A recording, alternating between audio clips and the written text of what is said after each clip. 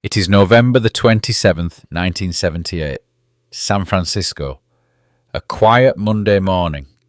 City Hall stands proud. Marble, glass, and echoes of democracy. The smell of old paper, floor polish, and tension lingers in the air. Then, footsteps. Sharp. Determined. A man slips in through a basement window. He's 32, clean cut, wearing a white shirt, dark slacks, a jacket pulled close. Underneath, a loaded .38 revolver. He knows the layout. He's not supposed to be here. He heads upstairs, past guards, past aides. He finds the mayor first, George Moscone. There's a private conversation behind closed doors. And then, 3 shots. The mayor collapses onto the floor of his office, dead. But the man isn't finished. He moves down the hallway, calm, precise, past the portraits, past the press rooms. He opens another office door. Inside is Harvey Milk, the first openly gay elected official in California, a fighter, a voice, a symbol of hope. The door closes behind them. 5 more shots, 2 in the chest, 1 through the wrist, another through the leg, and 1 final shot to the head as Harvey lies helpless on the ground. 2 men are dead, 2 city leaders murdered in their own offices in the heart of American democracy. But this isn't just a story of death. This is the story of how a man with a megaphone, a camera shop, and an unshakable belief in equality changed the course of civil rights forever. This is the story of Harvey Milk and the revolution that refused to die with him. New York, 1930. Winter air bites through the streets of Woodmere, a quiet, upper-middle-class town on Long Island. The houses here sit square and proud, trimmed hedges, snow-softened lawns.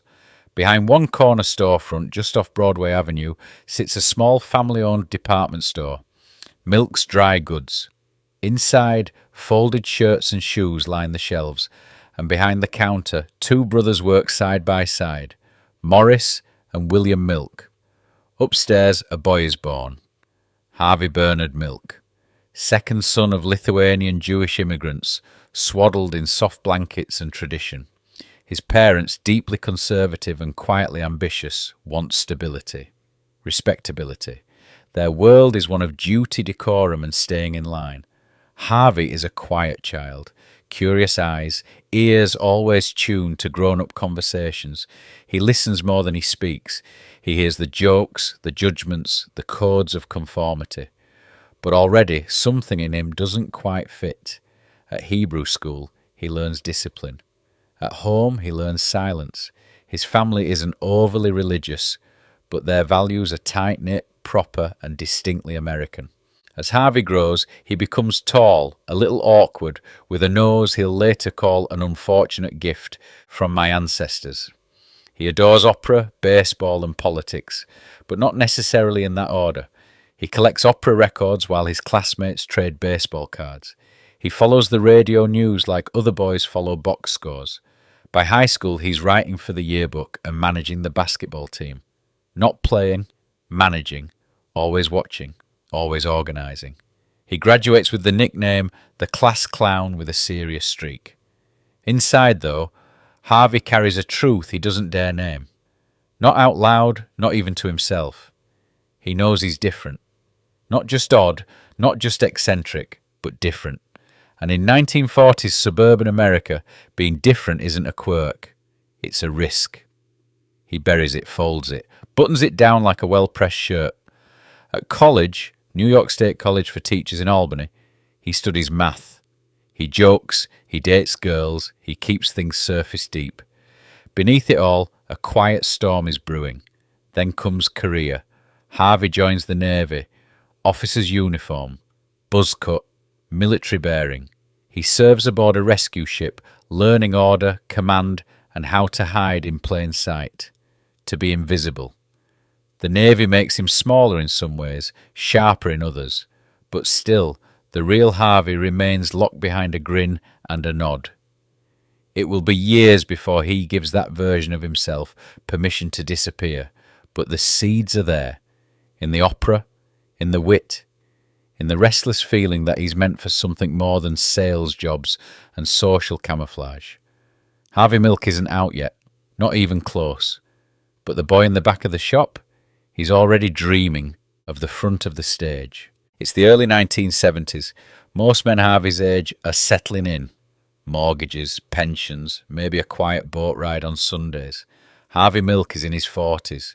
He's had a dozen lives already. Teacher, insurance actuary, Wall Street analyst, theatre buff, Navy officer, Barry Goldwater Republican. But none of them ever quite stick.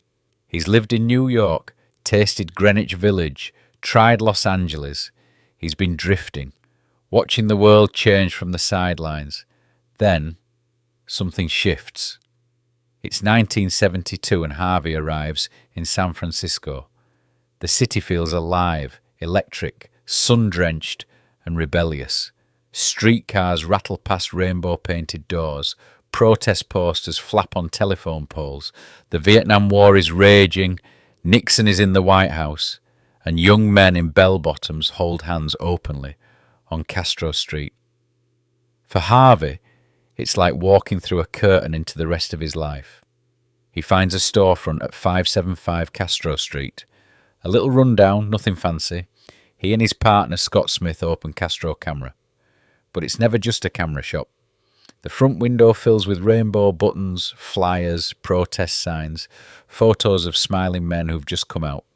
Inside, Harvey helps you with your film, sure, but he's also asking if your landlord raised your rent, if your boss fired you, if your brother still won't speak to you. He becomes the neighbourhood uncle, the witty older guy who knows your name, who remembers your story, who speaks up when you're too scared to. Harvey, in his 40s, balding, glasses sliding down his nose, suddenly becomes the most visible man on Castro Street. And visibility? It matters. Because gay men are still being beaten in the street. Lesbians are still losing their jobs. Parents are disowning their kids. And politicians, nearly all of them, are silent. Harvey can't stay silent anymore. He starts small, handing out leaflets, speaking at rallies, organising boycotts. When a local beer company refuses to support gay rights, Harvey leads a boycott so effective it sends ripples across California. He wears cheap suits, chews on cigars, speaks with the sharp rhythm of a stand-up comic and the moral clarity of a preacher. He talks to butchers, to barbers, to drag queens and librarians, and people listen. Because Harvey isn't trying to look perfect. He's trying to make change. In 1973, he runs for city supervisor. He loses. He runs again in 75, loses again. But every time, the votes grow. People call him the mayor of Castro Street, and they mean it. He tapes a message for his friends just in case. If a bullet should enter my brain, let that bullet destroy every closet door. It's not a slogan, it's a warning, because Harvey Milk is no longer hiding, and he knows the risk. But he also knows this. Sometimes it takes a man who's very old, who's been quiet for far too long, to finally make the loudest noise. San Francisco, late November 1978. The city is cloaked in an uneasy quiet. A cold wind snakes through the streets, rustling fallen leaves painted with the colours of autumn. City Hall, a majestic fortress of marble and power, hums softly with the routine of government. But beneath the polished floors, something darker stirs. Inside a basement window, left unlocked, a figure slips in. He's precise, deliberate. The cold glint of a loaded .38 revolver hidden beneath his jacket.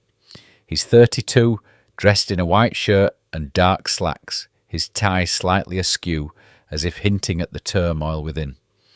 Upstairs, the mayor works in his office. Just moments before, the air is thick with quiet conversations, the shuffle of paperwork, and distant city sounds. The man moves silently, steps measured. He finds the mayor, a man beloved by many, a pillar of the city's leadership. 3 shots ring out, shattering the calm. The mayor falls, life drained from his body in an instant. The corridor stretches cold and empty. The assassin doesn't hesitate. He walks through the marble halls with unnerving calm, the sound of his footsteps swallowed by the heavy air. He knows his next target, Harvey Milk. Inside his office, Harvey speaks with a visitor. The door opens. The man steps in, closing it quietly behind him. 5 shots tear through the silence. Harvey crumples, fighting for breath. The final bullet, a merciless shot to the head, ends it all as he lies on the floor. Outside, the city doesn't yet know, but the news spreads like wildfire. Shock ripples through the community.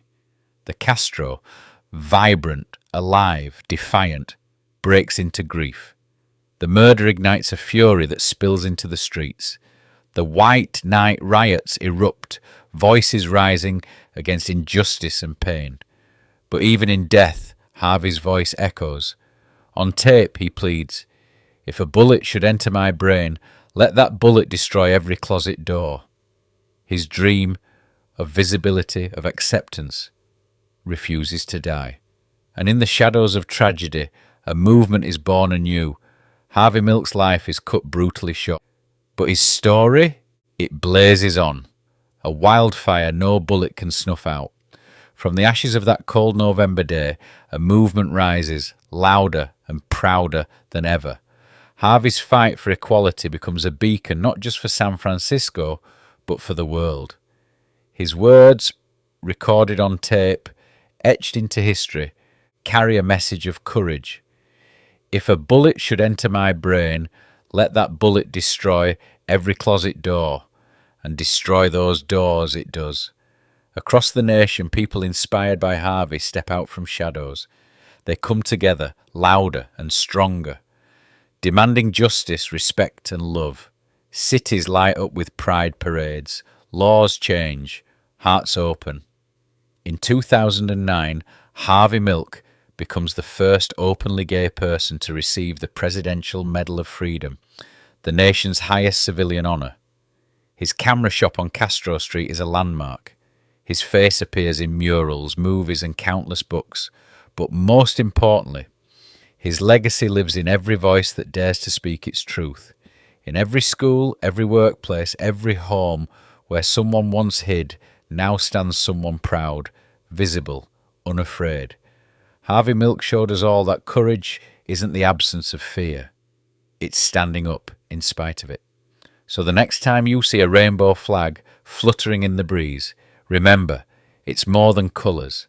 It's a promise that no one walks alone, that love wins, that justice is possible, and that one person with enough heart, enough fire, and enough hope can change the world. That person was Harvey Milk, and his light still shines.